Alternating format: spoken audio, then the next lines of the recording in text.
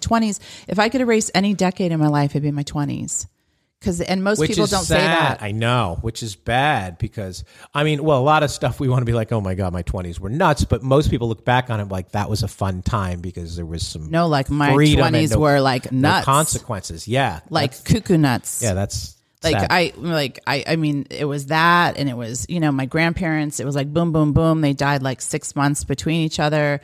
And then my first love was gunned down in LA. And was shot to death in Los Angeles. And then my boyfriend, when I was, 26, 27 years old, committed suicide. It was like the death door. And I had to go and ID his body. I was, I grew up with him, and his mom was out of town, and his sister called me. I mean, there was a lot of trauma. So that's sort of 18 to 28.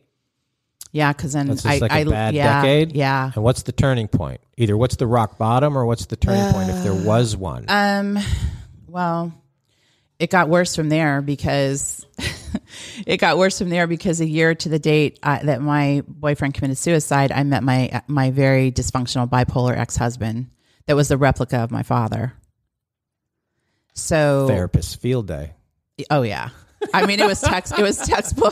There you go. Paid out at giving you that diagnosis for $20. I don't know what you paid on therapy, but it was textbook. I always tell my friends, and I've written about this, it's like girls really do, and girls and guys really do, if they've grown up in a dysfunctional family, marry one of their parents the first time out, usually. I agree. Usually. I wanted to date girls who would yell at me because that reminded me of my mother, I suppose. Nice. Spank me. Yeah. Oh. No, but that's true, is we don't feel worthy enough of somebody who is good, for lack of a better term. So we seek out broken, dysfunctional, mean, angry people because somebody who was not all those things would make us feel bad about ourselves because we are not willing to look at the mirror. Right. He picked up where they left off for sure. Mm-hmm. And he did an excellent job of it. And he was a cheater, liar, I mean, all the horrible things you can say. And, I was in it for a while. And then the turning point in my life was, what the fuck am I doing? What the fuck am I doing in this? Mm-hmm. And I got out, and he was abusive, mentally, verbally, sometimes physically. And I was still a trooper, hanging out and doing some counseling. And thank God I did, thank God I did. I'm a huge proponent for getting people to listen and give you feedback. So you're listening to the Maury Povich show here. No. Jesus. And here he is right now. Let's bring him out. What? I got a lot more. Jerry Springer. Povich. Yeah, they're all. Povich is 80 and he's still doing that shit. He's 80 years old. I know. And he does that show in Stamford, Connecticut. So does Springer. I don't know where I've lived in Stamford, Connecticut. It's in a nice part of Fairfield County. My friend's his producer. Where do they find these people? I don't know. Well, we found you. We got to take a quick break. We're going to dig deeper into this. I'm here with Lisa Muller of Just Go F Yourself fame. And we will be back in 2 seconds.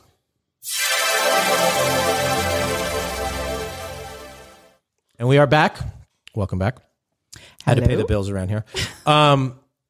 So you're dodging the question a little bit. Uh-oh, sorry. Don't dodge. I'm not dodging. There had to be a light bulb moment, or had to be a thing where you understood the concept of I need to forgive myself.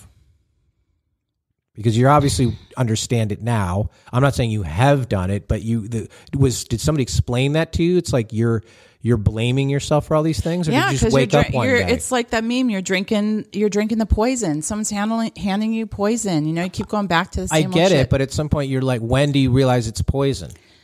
There has to be either a person or an incident that turns a light bulb on. It was a lifetime of just going through shit and sick and tired of being sick and tired of dealing with that. I know. When do you get sick and tired? Do you wake up in the desert with no clothes on? Like what? Like there has to be a trigger person or incident that is like enough. That has happened, but no, that was not the moment. I'll tell you when it was enough. When I went through my divorce, and I decided that I was going to care more about myself first and foremost. I was going to care more about myself, right? Because I was omitting some kind of bizarre frequency, some asshole magnet I was putting out that was just right. I mean, they were coming left and right and, all over the place. And I decided, or on a subconscious level, you were pursuing them and not even aware of it. Possibly. Magnets attract both ways. Yeah, for sure. And, we had a very, very dysfunctional marriage, and then, got divorced. We had a lot of wealth together. We had houses and cars and toys and this and that and traveled a lot. He was Canadian and hella skied. Well, and that sounds much better than the card getting eaten in the ATM. Sounds like progress. Look at how far you went. I know. Well, you don't have to go very far when you're at the rock bottom. Yeah. So I decided I'm getting out of this. And he said, I'll financially devastate you if you divorce me, because I want my cake and eat it too. I want to be married to you and have these chicks on the side. And I wasn't down with that. Yeah. I wasn't down with that. Boundaries. Yeah, I know. Crazy. What a crazy bitch. At least he asked. You crazy bitch. I know. So I decided at that moment, I didn't care what was going to happen. I didn't care about any of the houses, the financial, because, when you come from a dysfunctional family where you're not told you can really do a whole lot, you tend to be a workaholic and tend to be an overachiever, which is what I did. So together we had a lot of wealth, and I was just like, fuck it, man, this is not worth it. There's a lot of very wealthy, unhappy people in the world. So it was at a time in the real estate career or the real estate climate where it was a horrible time. And all the houses we owned, I threw into foreclosure. Mm-hmm. I put all of we had a huge house. I put all the furniture in storage. I went and rented an 800 square foot condo in Scottsdale.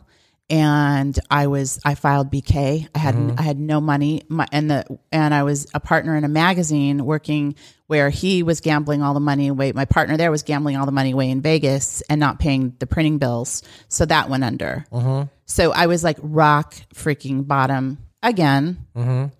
And at that moment I decided, you know what? I mean, it's sink or swim, man. It's sink or swim. Yeah. And I can really only depend on me. I know. And before you sink and before you can swim, the step that a lot of people skip is just grab the side of the pool and just hang on for a second. And people don't do that. People tend to, it's this flight reflex, or they do it, and you just have to steady and take inventory. And that's the hardest thing at all, is to stop long enough to think about what the fuck am I doing? Mm-hmm. And a lot of people won't do that, or are scared to do that because you hold that spotlight up or that mirror up to your life and where you want to go. And then everything starts flowing back into your head. Everything. Your aunt. Did you ever talk to your aunt again? After my dad died? No. No. Before, like when they were together. I helped them. I gave him $30,000 to save their house before my dad passed away. I know. See, patterns. Yeah. Okay. Mm-hmm. When my brothers weren't even speaking to him. But people need to take a beat and say, who can I turn to, or who can I talk to? A lot of people then they sit by themselves now, which wasn't a problem then, but now they go onto social media. They see everybody else not having the life they do, at least publicly. A lot of people don't put their shit out there, and they're like, oh my God, all my friends are happily married. Look at their kids. Look at this. They feel worse about themselves. They buy into more lies, illusions, the self-loathing. I get that. But in a moment, nobody sees that it's an illusion. Yeah. All they see is, I'm embarrassed. I have shame. What am I doing? People my age are doing this, that, whatever, and it just is a spiral, and people don't want to ask for help, and they certainly don't want to, just blink their eyes and be like, forgiven, we're good here. I mean, it's a hard, it's a process. It is a process. It didn't happen to me overnight, and there wasn't one thing that happened. I can tell you at that point, it was when I was like, I'm changing my life. It is not going to continue to look like this. Mm-hmm. And I did. And I started my business out of a 800 square foot condo in a second bedroom, sharing a computer with my assistant, makeshift office. She's still with me today. And I just sold my business in COVID first. So I started with a $300 credit card, and because I filed BK, and you know how they give you those little credit cards. Jeez. I don't know if you know about that, but you get very little credit when that happens. Go figure.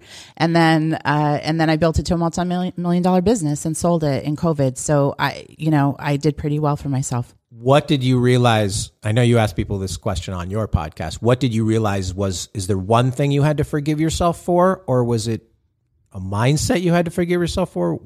How do you determine what it is to forgive yourself for? So many things, because I acted and my actions and my words were not congruent with who I am in my soul. Like who I am in my soul. Mm-hmm. I know how God created me. God created me perfect. Mm-hmm. And God created all of us perfect. It's just, we get out and the world kind of fucks us up. Mm-hmm. Or we do it to ourselves. But is that what they taught us in Catholic school? I don't think that's right. Well, that's my take on it. That's we were born in sin. I don't know. I like to think that God created us. We went to different Catholic schools. Yeah, I think we did. I don't buy into that anymore. So, I think that, here's what the cool thing about forgiveness is? And what I've learned, you want to know what I've learned? Mm-hmm. Is that the minute, and you guys all know this, you just have to put it in practice. Mm-hmm. The minute that you release somebody that you freaking hate and that it's hurt you and that you can't forgive and that you're really struggling with, the minute that you do that, the universe takes care of it. Is there sorry, your feedback in my headphones. Is there what is the alcoholic? Is it 12 steps? Yeah. And one of them is apologize, make amends. Make amends. Is it a similar process with this sort of journey of forgiveness? Do you take inventory and then you recognize it? Is there any sort of process to this? The process would be, I let them go. Like I was just on a pod before this and we were talking about doing empty chair work. We don't always have to get an apology in person.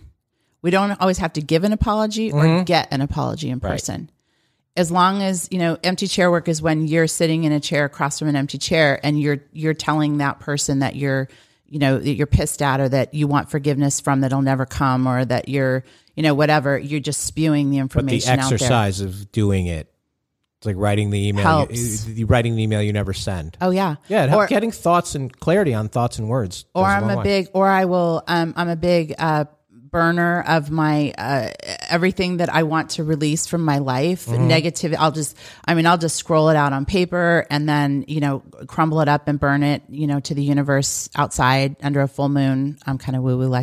do believe in stuff like that. The going through the exercise of release.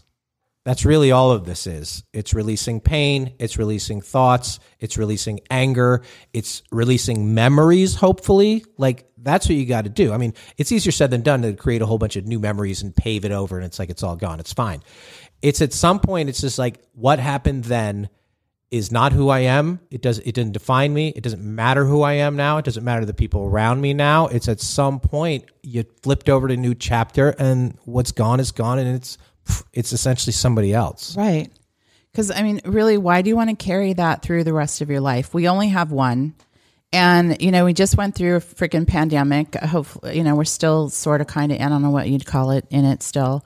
And we only get one of these lives, for people to carry around guilt and shame and all this nonsense for stuff that we never even did. So it's not important to revisit or reach out to anything. It can be a mental exercise. Do you need to drive by your old house? I did. Did you burn that down? Oops. Don't out me. To return to the scene of the crime, or do you just go far away from it? Phoenix PD might be listening. Yeah, I know. So what do you? I guess you can do it any way you want. I did drive by the house. One of my therapists said, "You need to drive by your old house," and I did. And sat out there. It's in a cul-de-sac, and I just sat there with my car and just like cried and remembered what took place, in that house. And a lot of therapy. The answer is a lot of therapy, talk therapy, writing things out, journaling, reading. I've always listened to tapes from back in the day. I know we don't have tapes anymore, but mentors, people that you're gonna, the people that are gonna lift you up and make you vibe on a higher level. And change your state. I'm a big person about changing state. I drove by one of my childhood houses maybe a year ago. Mm-hmm.